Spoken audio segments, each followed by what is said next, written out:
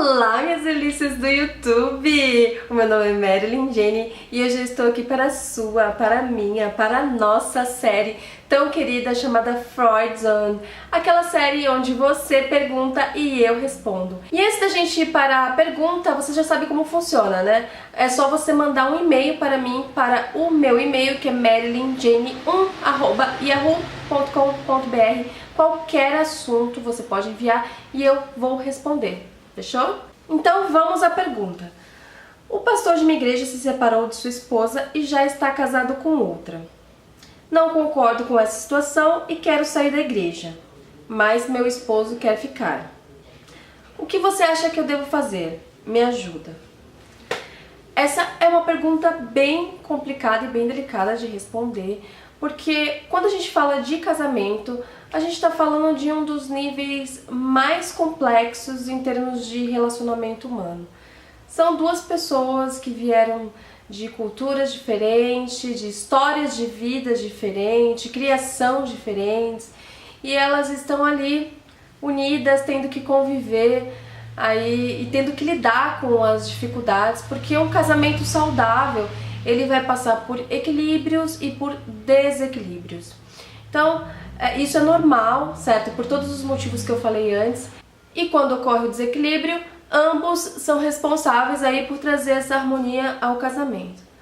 Acontece que pode chegar um ponto de que um dos dois começa a não querer mais lutar por esta harmonia. Resta o outro viver de aparência, levar aquele casamento ali, empurrar com a barriga ou se separar. Muitas pessoas, elas preferem separar. Deus, evidentemente, não é pró-divórcio. Deus, ele não concorda. Mas devido à dureza dos corações dos homens e todas as situações que eu coloquei aqui, as pessoas, elas têm essa opção de divorciar. Obviamente, quando a gente fala de divórcio aí com pastor, é bem mais complicado ainda, é bem mais complexo ainda, porque pastores geralmente, pastores em geral, tanto homens quanto mulheres, eles ficam em frente à comunidade como modelo, certo? A gente admira os pastores, a gente vê aquilo e fala, nossa, eu quero ter um casamento assim. Geralmente pastores são homens corretos, irrepreensíveis. Mas a gente tem que lembrar que antes mesmo de ser pastor, eles são humanos, certo?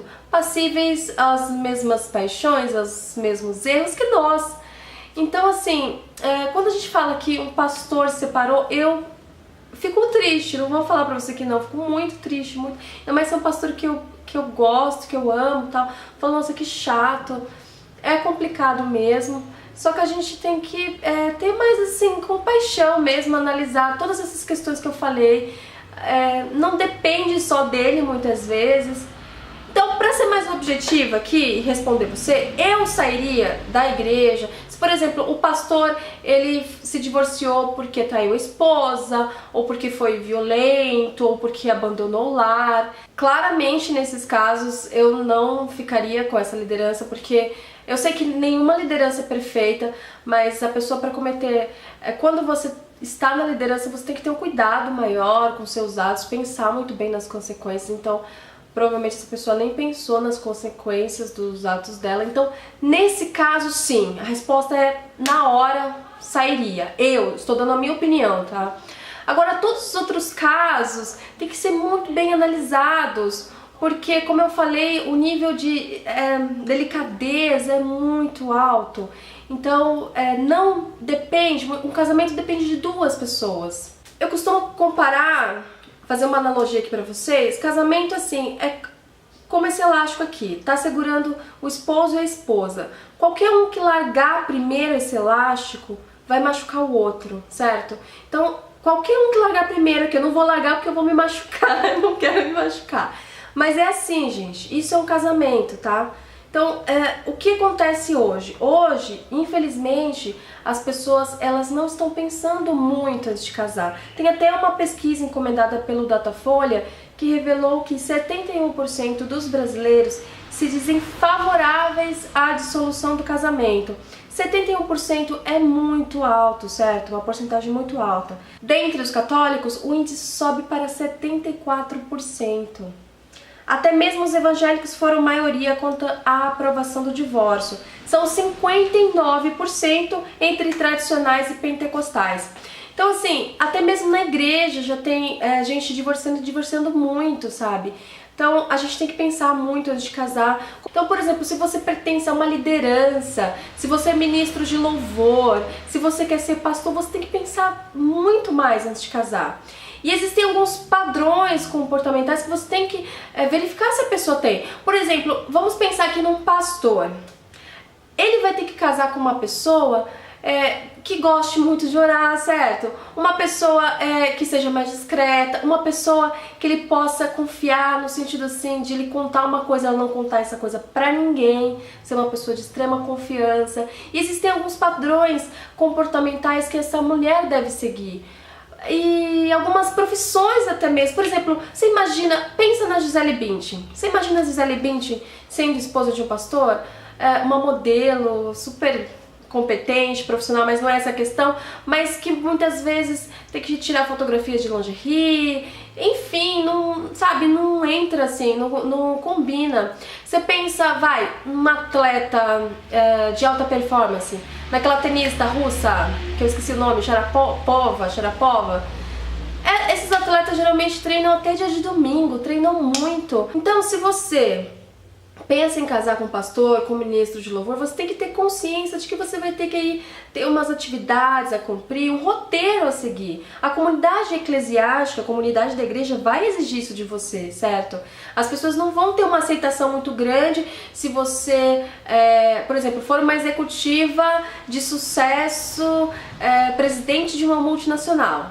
Sabe, a gente sabe que são profissões que exigem muito da pessoa, a pessoa vai estar direto em reuniões, então é melhor você não casar, entendeu? Pensa bem com quem você vai casar, porque tem que ser pra toda a vida. Eu acredito nisso, gente, tem que ser, a gente tem que se esforçar pra que seja pra toda a vida, sabe? Principalmente nós cristãos. É até um mau testemunho para os evangélicos, assim, em geral, ter tantos divórcios. Sabe, as pessoas elas casam por impulso, elas não casam pelos motivos corretos, elas casam muitas vezes porque querem sair das casas dos pais, muitas vezes porque estão se sentindo velhas, porque querem ter filhos. Não é o motivo correto. Procure a direção de Deus pro seu casamento, sabe? É melhor você ficar sozinha, do que casar errado, porque as marcas ali emocionais também que ficam, sabe? O casamento também é como se fosse... Eu gosto muito de usar analogia e exemplos, porque acho que eu pelo menos aprendo muito assim. É como se fossem dois papéis de seda juntos, gruda. Pensa no papel de seda. Quando você separa o papel de seda, não fica perfeito, grude assim, ele fica todo um no outro, aí fica aquela coisa assim machucada, os sentimentos machucados. E a mesma coisa eu digo pra quem anseia por um ministério, sabe, seja ele qual for. Você tem uma responsabilidade muito grande nas suas mãos, você tem que pensar 1001 vezes antes de casar, porque uma escolha errada, além de mudar toda a sua vida, prejudica também o seu ministério. O Papa Francisco, eu não sou católica, mas enfim, ele escreveu uma coisa muito interessante que eu gostei e vou compartilhar aqui com vocês.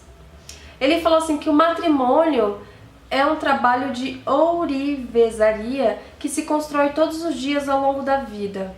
O marido ajuda a esposa a amadurecer como mulher e a esposa ajuda o marido a amadurecer como homem. Os dois crescem em humanidade e esta é a principal herança que deixam aos filhos. E aí depois ele fala um pouco sobre a convivência matrimonial. Viver juntos é uma arte, um caminho paciente, bonito e fascinante, que tem regras que podem resumir exatamente naquelas 3 palavras: posso, obrigada ou obrigada e desculpe. Finalmente ele fala até com um pouco de bom humor aqui. Todos sabemos que não existe uma família perfeita, nem o marido ou a mulher perfeitos. Isso sem falar da sogra perfeita. E ele conclui: existimos nós, os pecadores. Jesus, que nos conhece bem, ensina-nos um segredo, que um dia não termine nunca sem pedir perdão, sem que a paz volte a casa. Se aprendemos a pedir perdão e a perdoar aos outros, o matrimônio durará, seguirá em frente. Eu vou deixar o link desse texto aqui do Papa, que eu achei muito bonito para reflexão, né? A importância de você... É até clichê falar isso, mas o amor é como uma planta mesmo, você tem que regar todo dia ali, a convivência, pedir perdão, ser gentil, ser paciente, enfim, todas aquelas características que a gente bem sabe do amor. Não tem como eu afirmar categoricamente aqui para você sair ou ficar. O meu papel aqui é trazer a reflexão para que você chegue na conclusão melhor, né? Você não me falou no e-mail o motivo pelo qual o pastor se separou da esposa, então fica até difícil, porque se eu sei o motivo, eu até poderia talvez aí te instruir melhor em relação a isso, tá? Você falou que ele já tá casado com outra, é uma outra dificuldade também que a gente como membro tem, porque a gente tem uma certa aversão a algo que está fora do padrão, né? A gente tá acostumado com sempre a esposa do pastor e tudo mais, chega uma outra, e eu nem sei em qual situação que essa outra chegou, porque dependendo da situação que ela chegou, fica pior ainda, né? Uma coisa que também eu gosto muito de pensar e refletir é o amor do pastor em relação à obra. Existem pastores que evidentemente estão ali com dedicação total, com amor total à obra e não tratam a igreja como um negócio, sabe? São pessoas que poderiam estar fazendo qualquer outra coisa da vida, pastores muitas vezes até doutores, pastores super bem instruídos. O caso do meu, por exemplo, um pastor que poderia, se ele quisesse, até ser presidente da república, sabe? Mas ele tá ali por amor à obra. Então acho que tudo isso também deve ser analisado, né?